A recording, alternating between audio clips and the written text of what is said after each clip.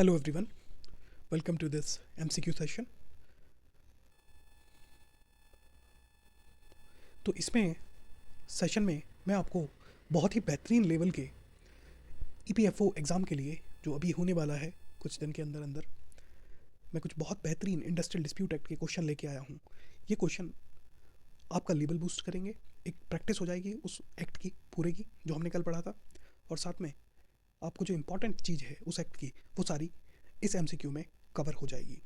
कोई चीज़ ऐसी नहीं है जो इसके अंदर नहीं हो, अगर वो चीज़ इम्पोर्टेंट है तो हर वो चीज़ इम्पोर्टेंट जो एक्ट में दी हुई है वही सब मैंने यहाँ कवर करने की कोशिश की है। तो चलिए इसी के साथ हम MCQ अपने स्टार्ट करते हैं। तो पहला MCQ आपकी स्क्रीन पर, पहला MCQ कह रहा है the industrial dispute act 1947 came into force on.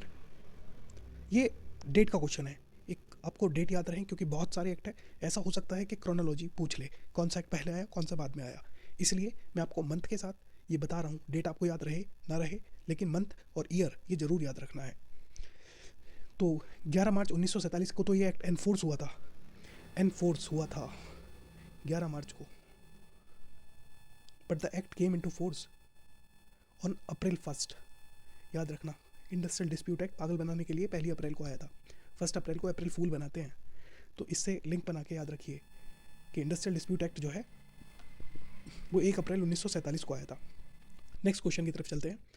देखिए सेक्शन इंपॉर्टेंट नहीं है, एक्ट याद रखना है। यूपीएससी आपसे कभी सेक्शन या ये इतनी फैक्चुअल चीज़ नहीं पूछती है कौन से सेक्शन में क्या दिया है, लेकिन एक्ट याद रखिए और क्या कह रहा है वो चीज़ बहुत इंपॉर्टेंट है। तो मैं क्वेश्चन पढ़ रहा हूँ आपके लिए। As per this section 2S of the act, a person employed in supervisory capacity drawing wages exceeding a specified limit is excluded from the definition of a workman. What is this specified wage limit per mensum? ये कह रहा है कि अगर कोई व्यक्ति supervisory capacity में किसी एस्टेब्लिशमेंट के अंदर काम कर रहा है तो वो वर्कमैन की डेफिनेशन से बाहर है अगर उसकी सैलरी किसी एक्स अमाउंट से ज़्यादा है तो वो मिनिमम सैलरी कितनी है उसकी जो इसके अंदर इससे बाहर है, तो वो है आपकी 10,000 रुपये। 10,000 रुपये अगर कोई वर्कर कमा रहा है तो वो सुपरवाइजरी कैटेगरी में अगर इससे 10,000 से ज़्यादा कमा रहा है तो वो वर्कमैन की डेफिनेशन से बाहर होगा। Under section 2A relating to dismissal of an individual workman, the workman may apply directly to labor court or the tribunal for adjudication the dispute after the expiry of how many days from the date he has made the application to the conciliation officer। कल हमने जब वो act cover किया था industrial dispute act, तो उस act में मैंने आपको बताया था कि अगर कोई वर्कमैन का डिसमिसल से रिलेटेड कोई इशू है तो सबसे पहले वो कंसिलिएशन ऑफिसर के पास जाएगा, और जब कंसिलिएशन ऑफिसर अपना वर्डिक्ट दे देगा तो उसके बाद उसको अगर वो सेटिस्फाई नहीं है कंसिलिएशन ऑफिसर के अवार्ड से तो वो अपील कर सकता है लेबर कोर्ट या हायर ट्राइब्यूनल्स के अंदर एडजुडिकेशन के लिए। तो इसमें आपसे टाइम पीरियड पूछा है कि कितने दिन के अंदर अंदर, तो इसका आंसर है वो 45 दिन के अंदर अंदर अप्लाई कर सकता है।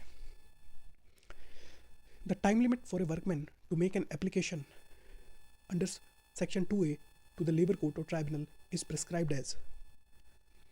अब ये यहाँ पे जो टाइमलाइन है जो लास्ट टाइम पूछी है वो इसमें है कंसिलिएशन ऑफिसर के कितने दिन बाद के अंदर अंदर वो हायर अपील को कर सकता है।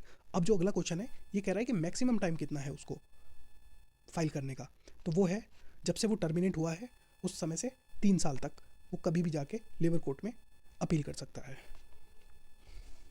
अगला question, question number 6, which of the following is not included in the definition of the retrenchment. जो टर्म है रिट्रेंचमेंट, इसके अंदर कौन सी चीज़ इंक्लूड नहीं है ये आपको बताना है।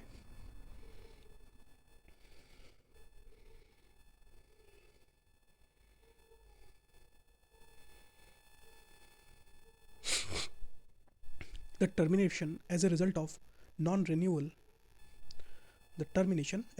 non-renewal of contract of employments on its expiry, terminated due to the continued ill health, termination disciplinary action की वजह से, termination by the employer for any reason whatsoever। अब इसमें ध्यान से क्वेश्चन पढ़ना है, इसमें से पूछ रहा है कि इनमें से कौन सा रिट्रेंचमेंट की डेफिनेशन नहीं पूछ रहा है। उसमें नॉन रिन्यूअल का भी है एक्ट में, अगर हेल्थ इशू के वजह से अगर वो बीमार चल रहा है लंबे समय तक तो एम्प्लॉयर टर्मिनेट कर सकता है उसको, अगर उसके खिलाफ कोई डिसिप्लिनरी एक्शन एम्प्लॉयर लिया है तो वो भी कर सकता है, लेकिन वो अपनी मर्जी से किसी भी और कारणों से नहीं कर सकता है, वो चीज़ एक्ट में स्पेसिफाइड है, तो इसलिए इसका आंसर डी है। Next question. In an industry declared as public utility service, the period specified in the notification shall not in the first instance exceed. बताइए इसका answer. In an industry declared as public utility service, the period specified in the notification shall not exceed 6 month से ज़्यादा नहीं होना चाहिए. B option सही है इसका. For an industry establishment to be mandated to constitute a work committee, the minimum number of workmen required to be employed on any day in last preceding 12 month. अगर कोई भी establishment 100 या 100 से ज़्यादा 100 plus, इसका आंसर है. The matter specified in the third schedule fall under the jurisdiction of, इसका answer C है, ट्राइब्यूनल्स एंड नेशनल ट्राइब्यूनल्स. ये दोनों सेकेंड और थर्ड शेड्यूल में आते हैं, तो इसके लिए इसका आंसर ये है सी वाला. मैंने ये आंसर इसका लिखा हुआ है नीचे ही. शेड्यूल का पूछ रहा है तो उसमें वो ट्राइब्यूनल पूछ ले ऑप्शन में डाल के, तो थोड़ा कन्फ्यूजन हो सकता है, तो इसलिए जो है ये ध्यान रखना. सेकेंड थर्ड शेड्यूल में इन दोनों के बारे में बात की गई है. A person is qualified for the appointment as presiding officer of a labor court if he has held any judicial office in India for not less than 7 year का उसको एक्सपीरियंस होना चाहिए. 7 ईयर से ज़्यादा कम का नहीं, 7 ईयर. कोई भी पर्सन क्वालिफाई है प्रिजाइडिंग ऑफिसर बनने के लिए किसी लेबर कोर्ट का अगर उसके पास 7 से ज़्यादा साल का एक्सपीरियंस है. मिनिमम 7 साल तो होना ही चाहिए. A person is disqualified from continuing in the office of the presiding officer of a labor court, tribunal or national tribunal if he has attained the age of 60 year, 62 year, 65 year, 70 year. देखिए D option को तो आप eliminate कर दोगे, लेकिन confusion कब आता है? 60 ईयर में, 62 ईयर में, 65 ईयर में, क्योंकि ये कॉन्स्टिट्यूशनल अगर आपने पोस्टें पढ़ी होंगी तो वहाँ पे भी ये बहुत सी बार मिलेगा. जैसे जजेस की हो गई, किसी की 60 है, कहीं पे कुछ है, अलग अलग तरह की है. तो इसमें याद रखना है लेबर कोर्ट के केस में ये 65 ईयर्स है. The appropriate government shall refer a dispute concerning a public utility service for adjudication, provided that a notice under Section 22 has been given. Option A, the industry is closed down permanently. The government believes the notice was frivolously or vexatiously given. The dispute is connected only with an individual workman. The dispute involves question of national importance. Question कह रहा है the appropriate government किसी भी dispute को जो कि concern कर रहा है पब्लिक यूटिलिटी सर्विस से, उसको एडजुडिकेशन के लिए दे सकती है. तो उसके लिए एक नोटिस देगी, तो उसका बता रहा है कि उसमें क्या होना चाहिए. तो ये गवर्नमेंट बिलीव्स दैट, इसका आंसर बी है, ऑप्शन बी इसका करेक्ट आंसर है. The government believes the notice was frivolously और वेक्सेशियसली गिवन.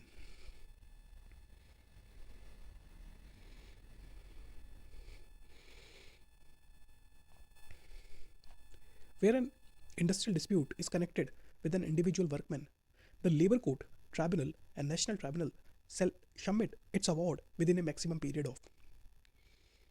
इसमें अवार्ड के बारे में क्वेश्चन है, तो आंसर है उनको अपना अवार्ड 3 महीने के अंदर अंदर देना है. 3 months.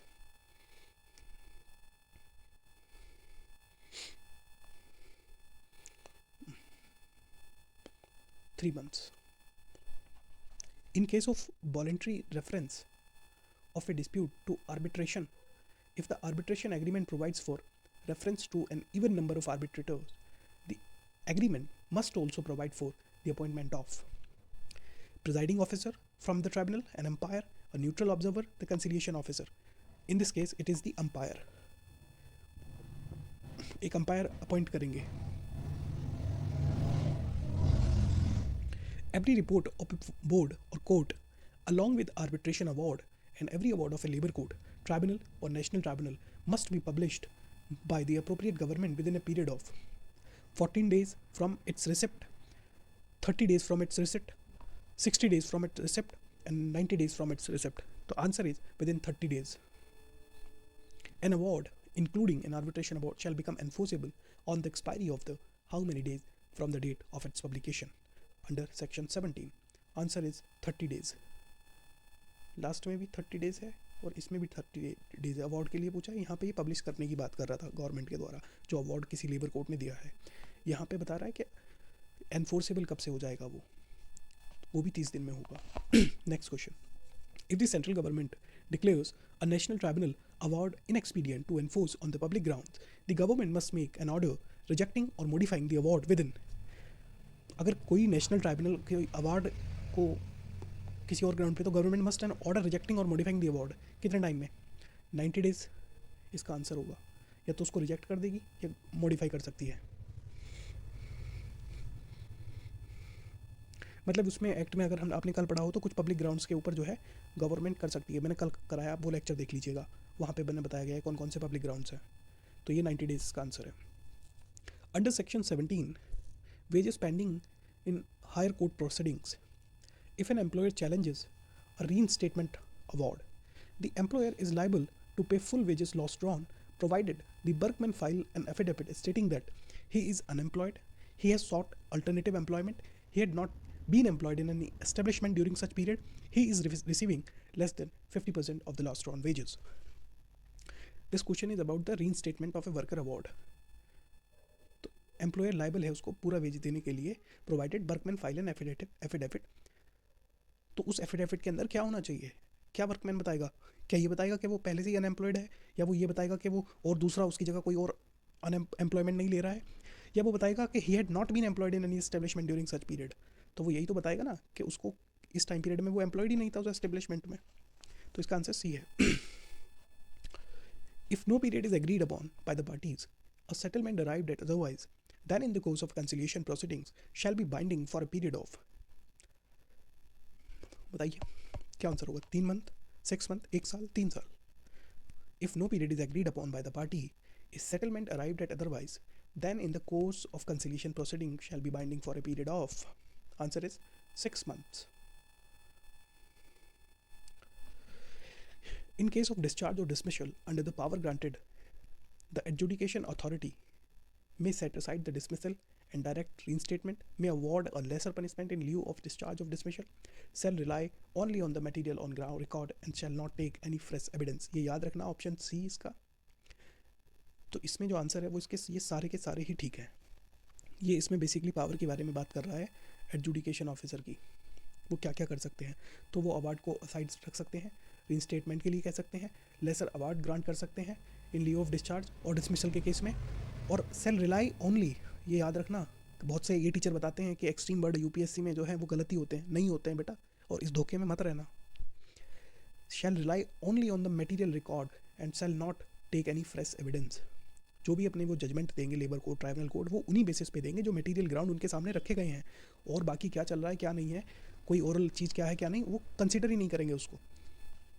Next question, in a public utility service no workman shall go on strike without paying the employer notice of a strike within।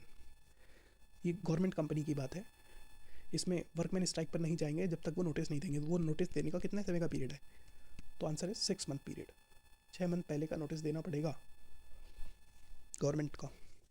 Under section 3 general provision, no strike और lockout shall be declared during the pendency of proceedings before a labour court, tribunal और national tribunal and for long after the conclusion of such proceedings. Answer is 2 months.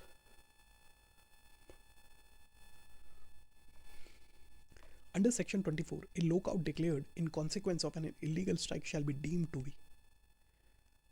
Under section 24, a lockout declared in consequence of an illegal strike shall deemed to be। ये मैंने बेटा आपको कल भी कराया था। अगर किसी अगर कोई एम्प्लॉयर लॉकआउट कर रहा है किसी फैक्ट्री में और उसके खिलाफ अगर वर्कर भी स्ट्राइक कर दे, तो क्या वो लीगल है इलीगल है, नहीं है वही पूछ रहा है। तो वो इलीगल नहीं माना जाएगा, वो लीगल होगा। नॉट इलीगल कहने का मतलब अल्टरनेटिवली हम इसको लीगल कह रहे हैं कि वो लीगल माना जाएगा। Which of the following matters require a mandatory 21 days of notice of change under section 9? Rationalization likely lead to a retrenchment of a worker, wages, alteration of grade, all of the above। इसमें basically पूछ रहा है कि 21 दिन का notice कहाँ कहाँ चाहिए, तो इनमें सारी ग्राउंड है, तो ये ऑल ऑफ द अबव ठीक है, सारे सही है, ऑप्शन ये है। During the pendency of proceedings before an arbitrator or tribunal, an employer can alter the condition of services regarding a matter not connected with the dispute, provided that for the discharge or dismissal, the employer pays 1 month's wages and applies to the authority for advice के लिए, sanction के लिए, या approval of action taking, या interim relief के लिए। और question फिर से पढ़ो एक बार। ड्यूरिंग पेंडेंसी, अगर कोई प्रोसीडिंग पेंडिंग है किसी आर्बिट्रेटर के या ट्राइब्यूनल के पास, तो employer can alter the condition of service regarding a matter not connected with the dispute, provided that for the discharge or dismissal, the employer pays 1 month's wages and applies to the authority. उसके authority से approval भी तो लेगा ना वो. C option. For the purpose of section 33, the maximum number of workmen to be recognized as protected workmen. ये बेटा उसमें नहीं था, ये मैंने अलग से क्वेश्चन बनाया और ये important है. Protected workmen in an establishment is 5, 1% of the total number of workmen. 100 protected workmen cannot exceed % or 50 workmen, whichever is less. इसमें नंबर पूछ रहा है किसी भी एस्टेब्लिशमेंट में प्रोटेक्टेड वर्कर कितने हो सकते हैं, तो इसमें हो सकते हैं 100.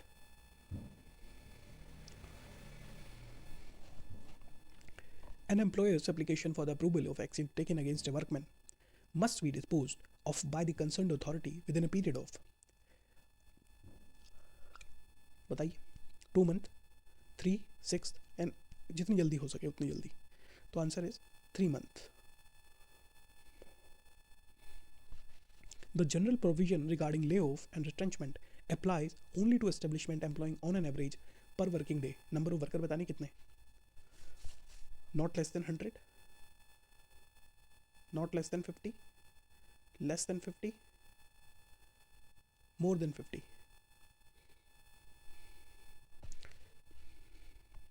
बताइए. आंसर इसका आपके सामने ही है, मैंने लिख के दिया हुआ है स्पेसिफिकली ताकि आप इसको ठीक से समझ सको. आई होप आपको पता चल गया होगा इसका आंसर, मैं नहीं बता रहा हूँ. To be consider in a continuous service for a period of 1 year, a workman must have actually worked under the employer during the preceding 12 month calendar months for not less than. Minimum कितना काम करना चाहिए उसको 1 साल के अंदर अंदर? 240 दिन का तो करना ही करना चाहिए. A workman who has completed 1 year of continuous service and is laid off is entitled to compensation equal to, अगर कोई वर्कमैन उस पूरे 12 महीने का काम कर चुका है और वो लेड ऑफ कर दिया गया है तो उसको कितना कंपनसेशन मिलेगा? तो फर्स्ट टाइम में तो मिलेगा उसको 50%, और सेकंड फिर बाद में अगर वो प्रोसीडिंग 90 डेज से ज़्यादा हो जाती है तो उस केस में उसको 75% मिलता है. याद रखना 50%. The conditions precedent to retrenchment include providing the workman with compensation equivalent to 1 month's average pay, 15 days average pay for every completed year of continuous service, 3 months average pay, 6 weeks average pay. तो इसमें 15 दिन का है. Retrenchment के case में compensation average पे for every completed year of continuous service. बस इसमें 15 दिन याद रखना है. ये ईयर वाला जो सीन है, जब एवरेज निकालेंगे तो उसके हिसाब से काम आएगा नेक्स्ट ईयर में, क्योंकि अब क्या पता कितने दिन काम करे, तो ये तो डे टू डे का चीज़ है. आपको बस इतना याद रखना है कि 15 दिन का है. Under the Central Act, the special provision for layoff, retrenchment and closure apply to industrial establishment employing not less than 100 workers. ये सेंट्रल एक्ट है, ये वाला नहीं, इससे दूसरा. For establishment cover under the employer intending to close down an undertaking must apply for prior permission at least how many days before the intended closure date. तो minimum 90 days, 3 महीने पहले permission लेनी पड़ेगी अप्रोप्रिएट गवर्नमेंट से. Unfair labour practice are specified in, ये मैंने आपको कल बताया था 5th शेड्यूल में. क्या कोई कमेंट करके बता सकता है कि 1st शेड्यूल में किसके बारे में चीज़ थी? Which of the following act is specifically listed in the 5th schedule as unfair labour practices on part of the workman trade unions. मैंने कल आपको इंडस्ट्रियल डिस्प्यूट एक्ट के अंदर एग्जाम्पल के थ्रू वर्कमैन की कौन कौन सी अनफेयर लेबर प्रैक्टिसेस हो सकती हैं, एम्प्लॉयर की कौन सी है, मैंने अलग अलग कराई थी. आप बताओ इसमें. Discharging of a workman by way of victimization, refusing to bargain collectively with recognized trade